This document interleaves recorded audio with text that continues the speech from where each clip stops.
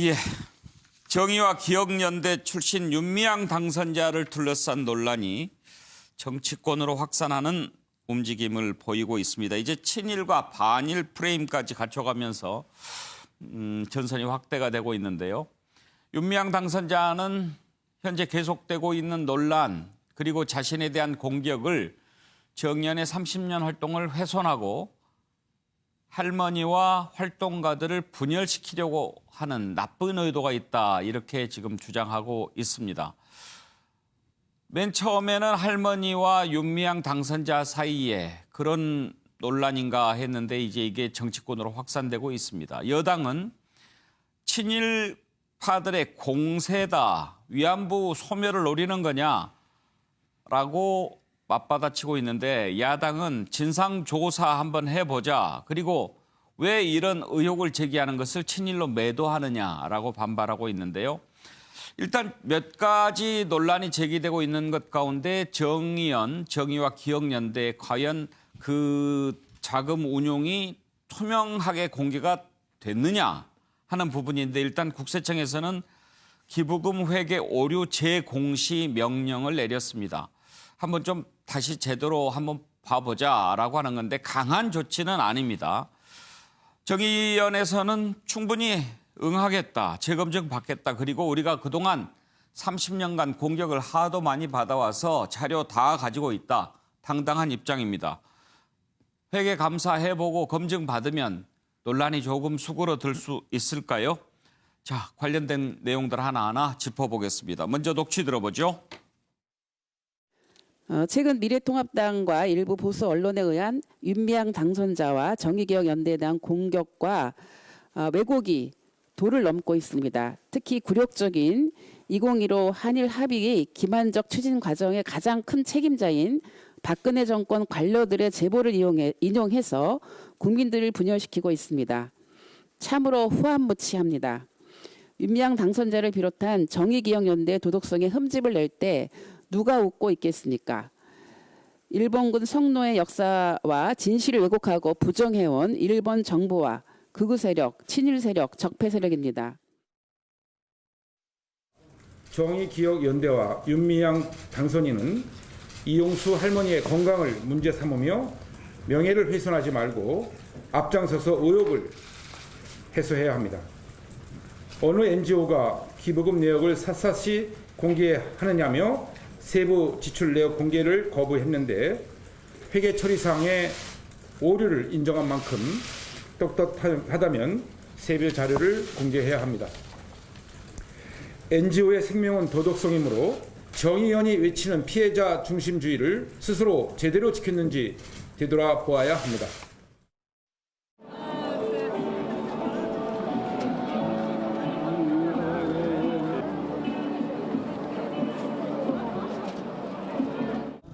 정의연에서는 개인적 자금 횡령이나 불법 유용은 절대 없습니다. 매년 변호사와 공인회계사로부터 회계감사를 받아왔으며 매번 문제가 없다는 의견을 받아왔습니다. 다만 국세청 시스템 공시 입력 과정에서 아주 약간의 실수가 있었지만 이는 국세청 재공시 명령에 따라 바로잡도록 하겠습니다. 부산에서 오고들이 잡다가 왔다. 오고들이 잡다가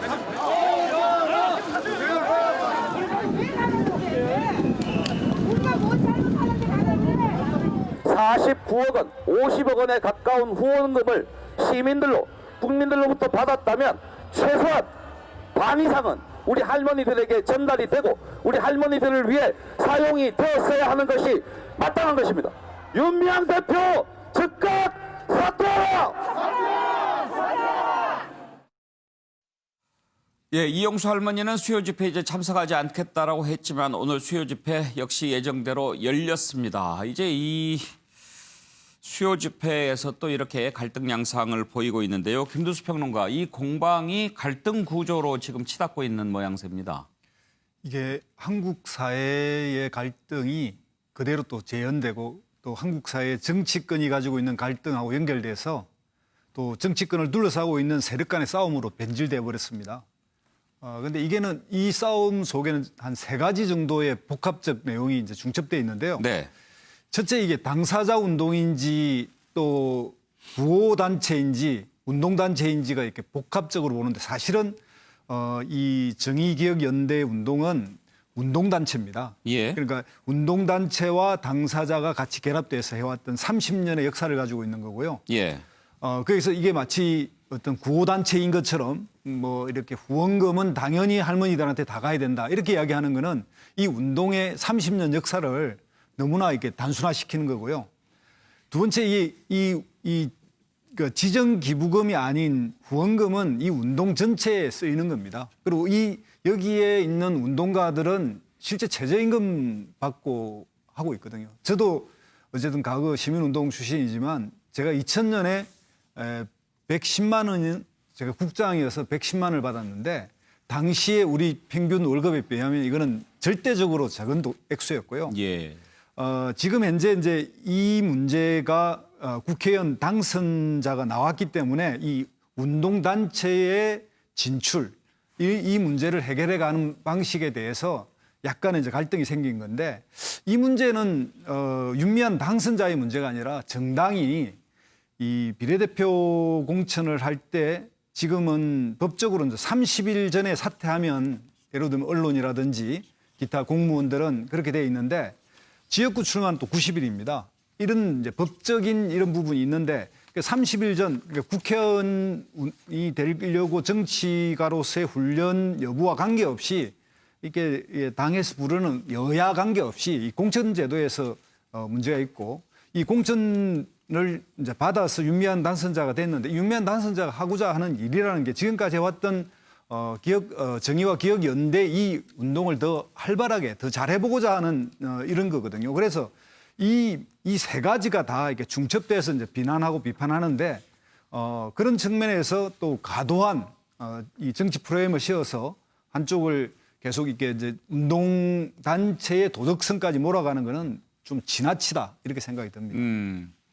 그러니까 일단 지금 김두수 평론가 말씀은 정의와 기억연대가 위안부 할머니들을 돕기 위해서 만들어진 단체는 아니다 이 말씀인 거죠? 예, 원래 이제 출발도 보면 여성 단체들이 모여가지고요. 30년 전에 정신대 문제 대책 협의회였습니다. 예. 그때는 종군 위안부와 이 근로정신대를 구분하지도 못했을 때예요. 예. 그렇게 시작을 해서 이 정신대라고 하는 이름으로 시작을 했고 그게 이제 은밀하게 이제 조사해보고 연구해보니까 종군 위안부와 정신대는 다르다까지 알게 됐습니다. 그러니까 정신대는 막 100만 이상의 여성이 갔거든요. 그런데 그런 운동 과정을 통해서 이게 이제 자리 잡아 나가고 그리고 이제 전쟁 범죄 그리고 이 규정이 그러니까 전쟁에서 성범죄, 성노예까지 이렇게 개념을 발전시켜 오면서 이 2차 대전에서의 일본의 이렇게 패악을 이렇게 공개하고 국제적으로 이제 알겠습니다. 예, 이렇게까지 발전해 아무튼 뭐 온 위안부들을 돕기 위한 그런 단체가 아니고 그런 문제들을 한번 좀 천착해보고 대책을 만들어 보기 위해서 구성된 단체라고 하지만 이 단체가 활동하면서 아무튼 기부금을 받고 또 위안부 할머니들과 함께 하면서 활동을 한 부분이 있으니까 그 일을 보고 후원금을 하고 기부를 했다면 그 부분은 좀 할머니들을 위해서 써야 되지 않느냐라는 이제 주장이 있는 거죠. 예, 그런데 거기서 보면 이 당사자와 그리고 이런 운동을 해야 될 이게 두 개 결합되어 있습니다. 예. 그게 또 할머니를 도와야 되는 것도 결합되어 있고. 네. 그래서 이제 이 주장을 하시는 분들 중에서 적어도 뭐 대부분을 써야 되지 않느냐 이게 심정적으로는 동의하는데 이게 이제 지원도 했지만 이 과정에서 우리가 기부금 모금이라든지 이런 거에서는 지금 15% 제한되어 있습니다. 예. 그런데 이런 정의와 기억연대의 수만 명의 후원자들이 후원금을 내는 것이 이게 이제 그 종군 위안부 할머니만 돕는 데 내는 게 아니고요. 저도 내고 누구도 내지만 이거는 그 단체의 운동성을 지지하기 때문에 내는 거고 그 단체 운동을 하는 분들 모두가 이 활동을 더 잘하기 위해서 하는 건데 그런 이게 이제 구호단체인 것처럼 이렇게 보는 거는 알겠습니다. 너무나 작게 축소시키는 겁니다. 아무튼 지금 가장 그 논란의 핵심은 결국은 돈입니다.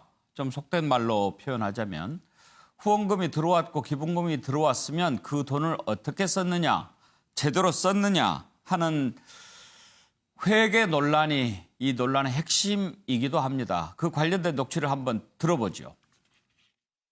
네, 회계는 정말 투명하고요. 예. 이게 입력 과정에서 예. 국세청에 입력을 하게 돼 있잖아요. 그 과정에서 단순 실수나 혹은 사실 예. 기술적 오류가 있었던 걸로 알고 있고요, 저는. 예. 그래서 그런 부분까지도 모두 다 명확하게 저희가 예. 밝히려고 합니다.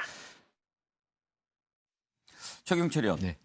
일단 좀 공개를 투명하게 하면 논란이 좀 사그라들지 않겠어요? 그렇습니다. 저도 좀 안타깝습니다. 제가 원래 기자 생활 처음 시작할 때부터 NGO 단체를 좀 출입했었는데 예. NGO 단체 우리나라 굉장히 열악합니다. 우리 김두수 평론가님 말씀하셨다시피 월급 110만 원, 정말 그것보다 더 적게 받는 상근 직원들도 많습니다. 그래서 제가 2005년도에 미국 가서는 한 달 동안 NGO 연수를 받아본 적이 있는데 예. 그때 저는 깜짝 놀랐습니다. 와, 미국 NGO는 정말 대단하구나. 건물부터 틀리는구나. 상근자들이 나오는 복장부터 틀리는구나. 모든 것이 시스템화되어 있구나. 아, 한국은 아직도 NGO가 멀었구나. 그것은 역시 NGO를 보듬으면서 후원하면서 그렇게 키워가는 것이 중요하겠구나. 이렇게 아마 최 의원 생각했습니다. 기자 시절 초반에는 NGO라는 표현도 없었을 거예요. 그렇습니다. 예. 뭐 그 당시에는 뭐 경실련 정도가 있었고 그렇죠. 참여연대도 뭐 잘 단체라고 없었지만 그러거나, 예. 예. 어쨌든 그만큼 열악한 상황에서 커왔습니다. 하지만 지금의 사회의 기준은 명확하게 투명하게 공개하라는 겁니다. 예전 생활을 자꾸 추억하고 예전 상황을 자꾸 얘기했을 때 지금 국민들은 알아듣지를 못한다는 거죠. 그것이 사실 저는 뭐 이해되는 부분도 있지만 안타까운 부분도 있습니다. 그리고 이용수 할머니가 직격탄을 날렸습니다.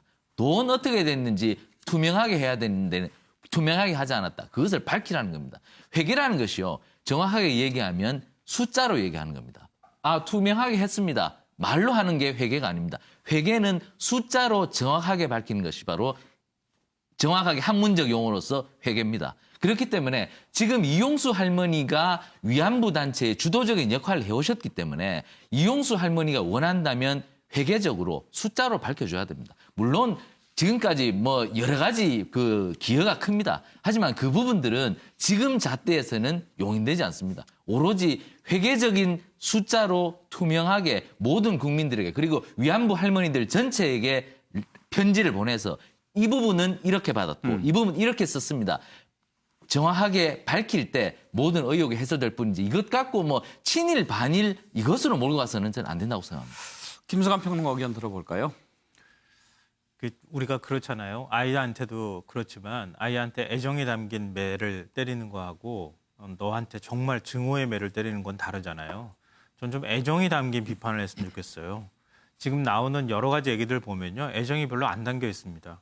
자, 한국당하고 통합당이 발표한 내용들 보면은 마치 뭐 윤미향 당선이 나고 정의연이 위안부 피해 할머니들한테 빌붙는 기생충인 것처럼 막 표현하고 이렇게 나오는데요. 그게 과연 애정이 담긴 비판인지 좀 묻고 싶고요.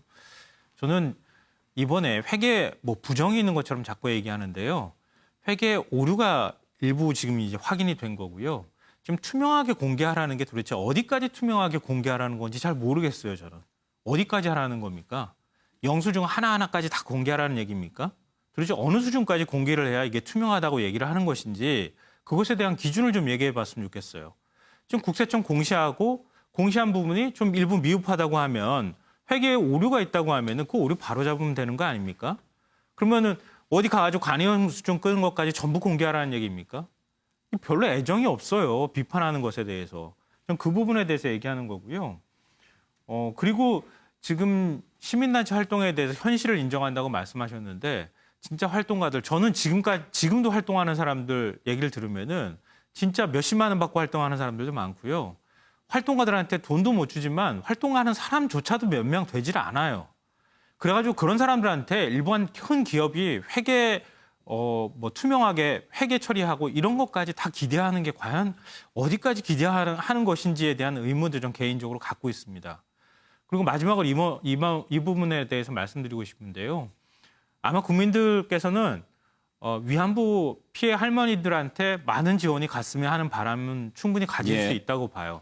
그런데 정의연이 위안부 피해 할머님들을 돕는 일 외에도 위안부 피해 할머님들의 어떤 부당한 그 함이라든가 또 세계 인권에 관한 문제들이라든가 이런 것들 얼마나 많이 그동안에 해왔습니까? 그리고 또 쉼터 운영도 해왔죠. 그것도 할머님들이 쓰시는 거예요. 그리고 박물관도 있죠. 박물관 운영도 해야 됩니다. 그거는 할머님들하고 전혀 관계없는 겁니까? 그건 할머님들 안 돕는 거예요? 그 돈 다 떼고 할머님들한테 들어가는 돈만 피해 지원입니다. 이렇게 얘기하는 논리가 이게 성립하는지 잘 모르겠어요. 그리고 위안부 피해자 지원에 관한 법률도 있어요. 임대주택 우선 지원 해주도록 되어 있고요. 생활지원금도 드려요. 근데 할머님들한테 물론 더 많이 드리면 좋겠지만 이걸 가지고 한 40% 지원하는 것이 부족하다 아니다에 대한 판단을 왜 외부의 시각으로만 그걸 가지고 왜 마음대로 잣대를 들이대고 그걸 재단을 합니까? 그것 자체가 제가 볼 때는 애정이 없는 거예요. 예. 흠집 잡고 자꾸 그거에 문제가 있다고 얘기하고 싶어하는 의도가 포함된 것이다라고 생각합니다. 윤기창 부위원장. 저는 이게 저 단체의 활동 방향에 대한 고민도 필요하고요. 그다음에 이제 재원 마련 방법과 관련해서 국가에서 보조금도 주기도 하고, 그다음에 기부금품을 모집하기도 하거든요.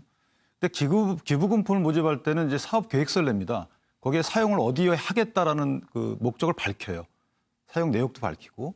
그러면 그에 부합하는 사용이 있었는지는 반드시 밝혀야 되는 겁니다. 그러기 위해서는 정 의원이 반드시 해야 될 것이 이 사용계약서에 대해서 반드시 밝혀야 됩니다. 그 사용계약서를 우리가 이렇게 작성해서 등록청에 등록을 했고 이 사용계획서에 부합하게 이렇게 지출을 했다. 이 부분은 반드시 밝혀줘야 되는 거예요. 근데 이거 아직 안 하고 있죠. 그리고 회계상에 여러 가지 오류가 있다고 하는데 어찌됐든 세부 항목은 밝혀줘야 되는데 그 세부 항목이라 하면 범주화해서만 밝히면 안 된다는 거예요. 예를 들면 홍보비 얼마 이렇게 하지 마시고 홍보를 어디에 썼는지 100만 원 이상 할 때는 각 업체를 공개하게끔 돼 있단 말이에요. 이게 활동 명세하고 지출 명세하고 다르기 때문에 이 부분을 밝혀주시는 것이 만약에 업체 밝히는 게 좀 부담스러우시면 뭐 익명 처리하시는 것도 괜찮겠죠. 이런 부분이 필요하다고 보고 이게 만약에 언론에 밝히는 게 힘드시면 지금 등록관청이 각종 자료를 달라고 했단 말입니다. 이것이 예. 법에 따른 조치인데 그 등록관청이 철저히 조사해서 어떤 성명을 내든가 본인들이 보고서를 보고 나서 결과 발표를 하든가 해서 이 부분을 일단락을 해야지 안 그러면 아까 어느 분이 말씀하신 것처럼 이 활동 전체에 대해서 오해를 살 수 있는 계기가 된다라는 거 하나 하고요. 마지막으로 이제 그 이용사 할머니께서 말씀하셨듯이 활동 방향과 관련해서 네. 좀 청소년들의 교류 문제에 좀 힘을 써야 된다. 그러니까 그분이 처음 하신 말씀이 그거예요. 수요 집회에 나가봤더니 우리 청소년들한테 적대감을 너무 심어주는 것 같다. 네. 이 부분은 좀 새겨들어야 돼요. 그래서 미래 그 한일 간의 젊은 세대에 대해서 민간 교류가 좀 긍정적인 교류가 될 수 있도록 노력하는 부분도 사업 목적에 좀 포함시키는 것이 어떤가 고민할 필요가 있다고 네. 생각합니다. 오늘 이용수 할머니가 그런 입장문을 공개를 했는데요. 그 부분은 상당히 좀 의미가 있어 보입니다만 지금 이제 이용수 할머니의 맨 처음 기자회견으로 촉발된 문제 아니었습니까? 그 불이 활활 타고 있는데 이 말씀이 지금 그렇게 귀에 들어오는 그런 말씀은 아니었습니다. 아무튼 지금 그 논란이 진영 대결로까지 번지고 있는 와중에 인신공격성 발언까지도 오고 가고 있습니다. 윤미향 당선자 자녀 문제까지도 제기하는 그런 언론, 그런 단체가 있는가 하면 또 그것 때문에 좀 열을 받아서 그랬을까요? 윤미향 당선자의 남편은 이용수 할머니가 목돈을 노리고 그렇게 한 게 아닌가 하는 글을 또 옮겨서 SNS에 올렸다가 삭제하기도 해서 논란이 됐는데요. 인신공격성으로까지 번지는 것 안 좋아 보입니다. 관련된 녹취가 있습니까? 사실은 조금 공포스러운 분위기가 조성이 되고 있는데요. 어제 아침에 가장 아침에 저를 깨웠던 문자는 미국에서 딸의 친구가 보내준 문자였어요. 일보 기자에게서 접촉이 왔는데 제 딸이 자동차를 뭘 타고 다녔느냐, 집은 어디에서 살았느냐, 놀며 다녔느냐 이런 걸 물었다는 거예요. 그러니까 친구들에게 오히려 미안한 마음을 갖게 하는 그런 일이 벌어졌고요. 동시에 어제 오후에는 제 집으로 기자 3명이 들어왔어요. 근데 제 딸이 코로나 때문에 들어와서 온라인 수업을 하고 있어요. 그래서 집에 있습니다. 너무 잔인하고요. 지금이라도 당장 중단해 줄 것을 요구합니다. 지금 저는 큰 쟁점은 그 두 가지인데요. 예. 할머니와의 관계. 그래서 처음에 피해자와 함께 했던 오랜 활동가들을 이제 마치 분열 구도로 예. 언론이 몰고 간 것에도 좀 안타까움이 있고요. 예. 그다음에 두 번째는 그와 연결해서 윤 당선자가 이 정의연 활동을 통해서 혹시 공금을 유용하거나 예. 횡령하거나 이런 부분이 있지 않을까 하는 의혹 아닙니까? 예. 네, 그거는 전혀 없고요. 그럼에도 불구하고 국민들이 저희가 밝혔음에도 의구심이 남았다 이러면 그 부분에 대해서 저희가 풀어드릴 의무가 있기 때문에 합당한 절차를 거쳐서 이것을 밝히려고 지금 논의 중입니다. 자, 최경철 의원 오늘 이용수 할머니 입장문 보셨죠? 네. 상당히 그 내용이 깊이가 있고 정리가 잘 돼 있더군요. 네, 뭐 처음 모두에 했던 기자회견처럼 교육이 필요하다. 청소년들에 대해서 자꾸 증오만 가르치지 말고 한일 청소년 모두에게 교육을 통해서 무엇이 바람직한 방향인가에 대해서 가르쳐야 된다. 또 사업 방식의 오류나 잘못을 극복하기 위한 과정이 필요하다. 이 부분은 아마 회계 처리에 대한 투명성을 말씀하신 것 같고요. 예. 그리고 2015년 박근혜 정부 당시 한일 간 졸속 합의 과정에 대해서 명확한 공개가 필요하다. 뭐 원론적인 말씀을 하셨는데 어쨌든 이용수 할머니는 지난 30여 년 동안에 이 운동에 대해서 폄훼를 하거나 매도를 하는 것은 바라지 않는 것 같습니다. 더욱더 발전적인 방향 그리고 지속 가능한 운동으로 가자는 것이죠. 그렇기 때문에 저는 빨리 정의기억연대에서 빨리 회계장부를 공개해서 이 부분이 이쯤에서 끝내줬으면 좋겠습니다. 왜냐하면 이게 더 오래 가면 정치권에서 여기 마구잡이로 달려들어서 정치 싸움으로 갑니다. 그러면 이 30여 년간의 이 정치 운동의 본질마저 시민운동의 본질마저 훼손시킬 수 있기 때문에 빨리 회계장부 공개해서 이쯤에서 정리하고 서로 지속 가능한 운동으로 빨리 가야지. 자꾸만 여기서 그 장부를 공개 않고 친일 반일 프레임으로 자꾸 가버리면 이 운동이 지난 30년 동안 많은 업적을 냈는데 불구하고 이 운동의 업적마저 훼손될 가능성이 있습니다. 김투수 평론가, 이 목돈을 노리고 그랬다 이런 얘기까지 나오니까 참 눈살을 찌푸리게 하는데요. 그런 시각을 갖는 사람도 있나 봐요. 예, 뭐 당사자의 감정이 있으니까 이제 그걸 인용해 왔는데요.